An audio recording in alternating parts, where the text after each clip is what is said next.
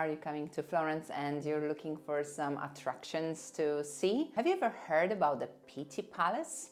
This immense private residence served for centuries as the ducal palace for the Grand Dukes of Tuscany from the Medici and the Habsburg dynasty. It's not a museum, it's a museum hub, as it hosts today 7 different museums and a historical garden, the Boboli. The visit to the entire complex requires 1 full day, but you can make it much more manageable. Here is a guide for you how to visit the Pitti Palace, making the most of your time. The Pitti Palace is today a great museum hub. It hosts many different artistic collections and it gives access to the stunning Boboli garden that opens behind it. The building was designed during the 15th century for the Pitti family.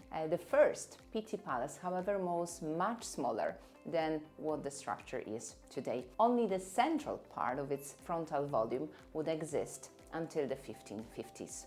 The breaking point in the history of the building was the acquisition of the palace and the grounds behind it by Eleonora di Toledo, the Duchess of Florence, and by her husband, Cosimo I. The transaction was concluded in 1549, and from that year on, the Medici family started to work to extend the palace and to transform the gardens behind it into a monumental representative garden of the ducal residence. The first enlargement of the palace would bring to the construction of the internal court, designed by Bartolomeo Ammanati, that connected the palace with the garden itself. In the early 17th century, Giulio and Alfonso Parigi would design further enlargements of the palace and the gardens, and by the 19th century, the palace would reach the size that it has today, with the 2 lateral wings closing the square in front of it on both sides. After the end of the Medici dynastic line, the Habsburg dynasty took over the rule in the Grand Duchy of Tuscany and they moved into the Pitti Palace. The practical Austrian Habsburgs cut the cost of the maintenance of this huge residence and built much smaller side volume called the Palazzo della Meridiana. They moved inside the smaller residence while the Pitti Palace was still used as the representative space where to host important guests and visitors. The palace was restored later during the Napoleonic era for Elisa Bacciocchi, Napoleon's sister, who became the Grand Duchess of Tuscany and resided inside of the Pitti. And later on, during the unification of Italy, when Florence for a very short time became the capital of United Kingdom, the palace served as the royal palace and the residence of the king, Victor Emmanuel II. Today, the Pitti Palace is a big museum complex. During your visit, you have the opportunity to see inside the Palatine Gallery, the Gallery of Modern Art, the Treasury of the Grand Dukes, the royal apartments, the Museum of Russian Icons, the Porcelain Museum that is unfortunately temporarily closed for now, the Museum of Costume and Fashion, and the Boboli Gardens. Let's discover the collection of the Pitti Palace together. The Palatine Gallery is one of my favorite museums in Florence, and it's actually the most important art collection inside of the Pitti Palace. It's a really surprising museum because of the historical display of the paintings that simply cover the entire walls of the palace. The gallery was created by the Habsburg-Lorraine dynasty, who inherited the Grand Duchy of Tuscany from the Medici, and they decided to put on display on the first floor of the Pitti Palace the masterpieces from the Medici's art collections. The Palatine Gallery is also a must-see museum for all the lovers of Raphael's art, as this collection gathers the biggest number of Raphael's paintings in the whole world. There you won't find that many Raphaels in any other museum. Here you can also admire the paintings by other great Italian and European masters such as Botticelli, Caravaggio, Artemisia Gentileschi, Titian, Rubens, and many others. On the second floor of the Pitti Palace, there is the Modern Art Gallery, which displays a rich collection of the 19th century painting. The visit to the gallery will introduce you to the history of the Florentine school of neoclassicism and the 19th century historical painting, but you will also have a chance to learn more about the so-called macchiaioli movement, which is very well represented in the collection inherited from the art critic Diego Martelli. The Macchiaiolis were the 19th century painters, in part inspired by the French Impressionists, who started using brighter colors and representing in their art beautiful light effects. Another very interesting museum inside of the Pitti Palace is the Museum of Costume and Fashion. It is located in the so-called Palazzina della Meridiana, which is the small wing of the palace built by the Habsburg Lorraine dynasty. This museum recalls the importance of Florence for fashion and its history. In fact, in 1952, the Pitti Palace became an international center of fashion thanks to the fashion shows that launched some of today's most important Italian fashion brands like Emilio Pucci or Valentino. The fashion shows used to take place in the White Room on the first floor of the palace between 1952 and 1982, so 30 years of the history of Italian fashion actually happened here.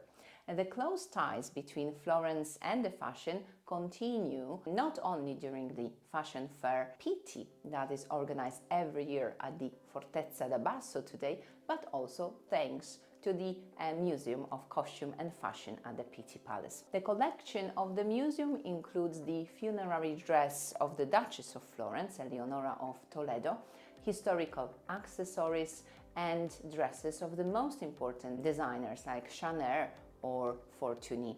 This museum is definitely a must-see for all fashion lovers who decide to visit Florence. The Treasury of the Grand Dukes is another museum that occupies the former summer apartments of the Medici, located on the ground floor and on the mezzanine floor of the Pitti Palace. It features a unique collection of semi-precious stone vases, rock crystals, ambers, ivories and silverware from the collections of the Medici and the Habsburgs. A very interesting and important part of the display is also a very significant collection of jewelry that comes both from the 17th, 18th century, but also includes some very recent items designed during the 20th century. When you decide to visit the Pitti Palace, you have to make this important choice. If you want to visit the entire complex, visiting all of the museums hosted inside, or you prefer to choose only some of the collections put on display in the sumptuous residence.